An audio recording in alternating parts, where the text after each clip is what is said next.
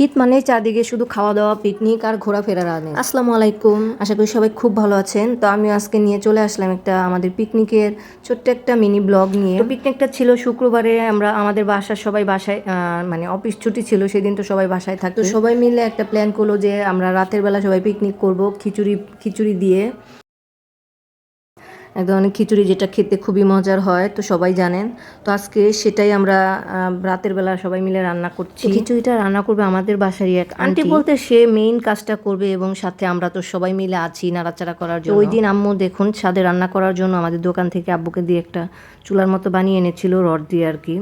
কিন্তু ছাদে সব থেকে বিপদ হয়েছিল যেটা, প্রচণ্ড শীত যেহেতু, আবার ছিল খুব বাতাস, যার কারণে আগুনটা খুব ভালোভাবে লাগছিল না। তো আমরা অনেকভাবে কষ্ট করে চারদিক দিকে সবাই ঘিরেছিলাম, আবার টিন টুন দিয়ে চারদিকে একটু ঘেরাও করে ধরে রেখেছিলাম যাতে আগুনটা বাতাসের কারণে সরে না যায়। সবাই মিলে এখানে কত মজা করছি, গল্প করছি, সাথে তো রান্না চলছেই, আর অপেক্ষা চলছে কখন এটা রান্না হবে আর সবাই মিলে কখন খাবো। তো খিচুড়িটা যে আন্টি রান্না করছে সে বললো আচ্ছা একটু স্পেশালভাবে রান্না করে খাওয়াই তোমাদের। এই তো এই আন্টি আমাদের কাছকে খিচুড়িটা রান্না করে খাওয়াচ্ছে।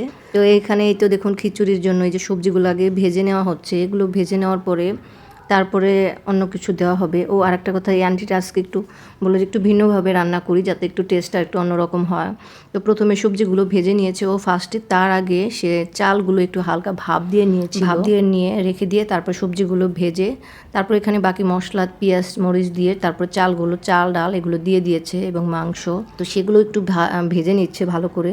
এটা ভাজা হয়ে গেলে বাকি সবগুলো উপকরণ দিয়ে দিবে। তো সব যখন ভাজা হচ্ছিল তখন আমরা বলছিলাম যে সবাই মিলে গ্রানে তো এখনই থাকতে পারছি না, রান্নাটা কখন শেষ হবে। তো এখানে সাথে আমরা একটু ছোট একটা বক্স এনেছিলাম নিচ থেকে, সেটা বাজাচ্ছিলাম আর পোলাপানগুলো একটু নাচানাচি করছিল। কপিরাইটের ভয়ে মিউজিকটা দিতে পারলাম না।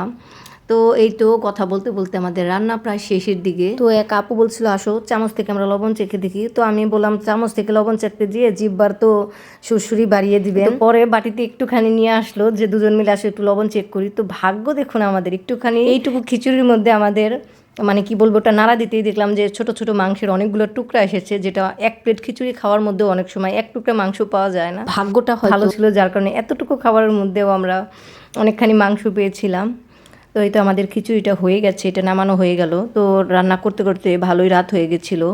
তো ভেবেছিলাম সবাই মিলে ছাদেই খাওয়া দাওয়া করবো, একটু মজা করব। কিন্তু ওই দিন তো মানে ছুটির দিন বলে আঙ্কেলরাও বাসায় ছিল, যারা শীতের দিন আর ছাদে আসবে না। পরে আম্মু সবাইকে বললো যে যার যার বাটি নিয়ে আসো, আমি সমান সমান করে বেড়ে দিই। তো আম্মু তো সবাইকে সমান সমান করে বেড়ে দিচ্ছে। তো তারপরেও ভেবেছিলাম যে সবাইকে মানে ছেলে মানুষকে ঘরে দিয়ে আমরা ছাদে, কিন্তু শেষমেশ সবাই আর একসাথে খাওয়া হয়নি। হঠাৎ করে ছাদের লাইটটা নষ্ট হয়ে গেছিলো, যেটা লাগানোর আর লোক পাইনি। তারপর আর কি সবাই রুমে গিয়ে যার যার মতো খেলাম, আর আমাদের পিকনিকের সমাপ্তি ঘটলো।